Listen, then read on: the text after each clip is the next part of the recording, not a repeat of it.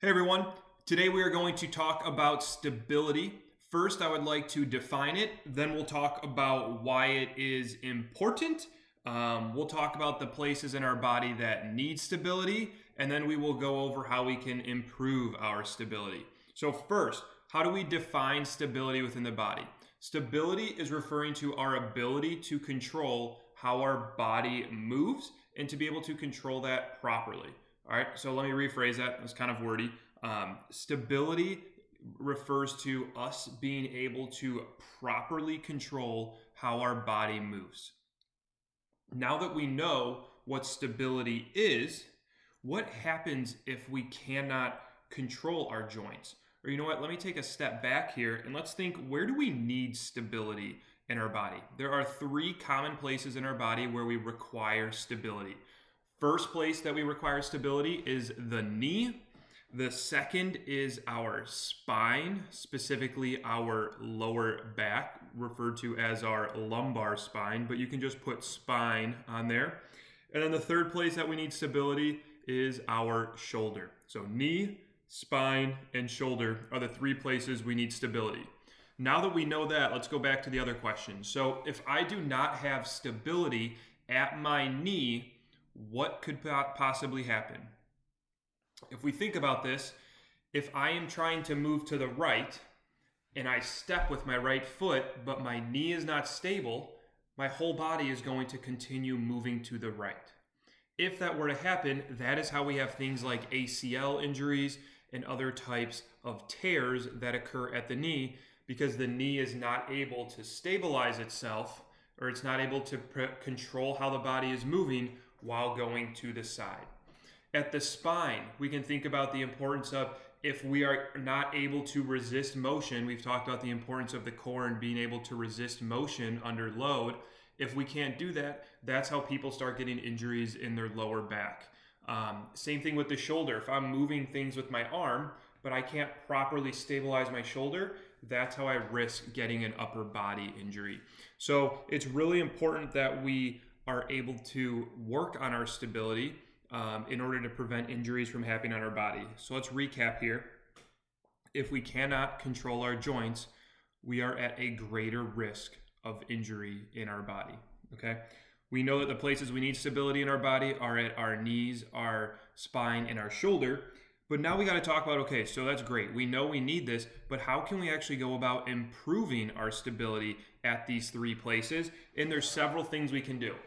Number one, write this down. I am literally telling you to write this down in your answers. Unilateral training. All right, that is spelled UNILATERAL. Unilateral training. That means I am training one side of my body at a time. An example of this would be performing the split squat. So, if you remember, one leg in front of the other, would be a split squat. That is an example of unilateral training. If I'm doing a shoulder press with one arm only, that is unilateral training. If I'm doing it with two arms, that would be considered bilateral training. So we are doing unilateral training, so that way we are focusing just on that one joint. If you start doing two arms at the same time, it becomes tougher to focus on each joint individually. All right, so we improve stability through unilateral training. Another way is through strength training. The best way to help our joints become stronger is to strengthen the muscles around them.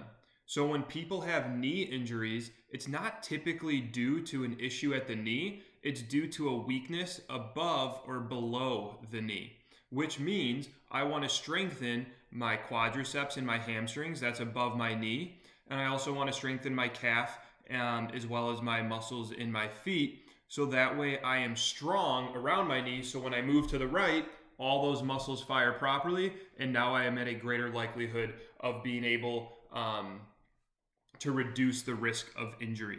Same thing with the spine. If we think about it, what should I do to help protect my spine? I should do strength training with my core, so that way my core is able to protect my spine when my body is moving and I'm able to resist motion. Same idea with the shoulder. Any type of upper body strength exercises, so any type of pushing motion that we have talked about, any type of pulling motion. So now I am protecting my shoulder from the front and on the back side of my body. So strength training plays a really important role. And then the third one is going to be plyometrics. All right, so unilateral training is going to help, strength training is going to help, as well as plyometrics. Plyometrics is basically referring to, if we think about any type of jump training or speed training that we are putting our body through. The reason we want to do plyometric training is so we can help our body learn to absorb force while moving. If I jump up in the air, I need to be able to absorb my landing when I come back down. If you remember in one of Mrs. Patterson's videos, she talked about the importance of landing softly.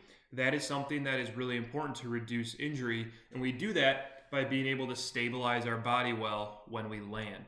So plyometrics are very, very useful in helping us learn how to control how our body moves. So all three of those things should be included, and you will notice in this workout that we do things that are specifically focused on strength. You're going to see things that are unilateral, where we're focusing on just one side of the body, and you also are going to see some plyometrics where we work on absorbing force and being able to control our joints through those movements. I hope you found this useful and helpful.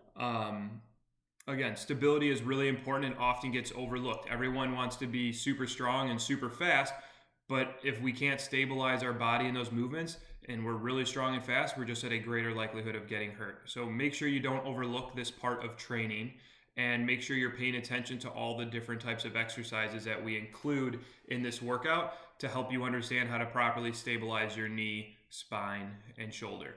Enjoy.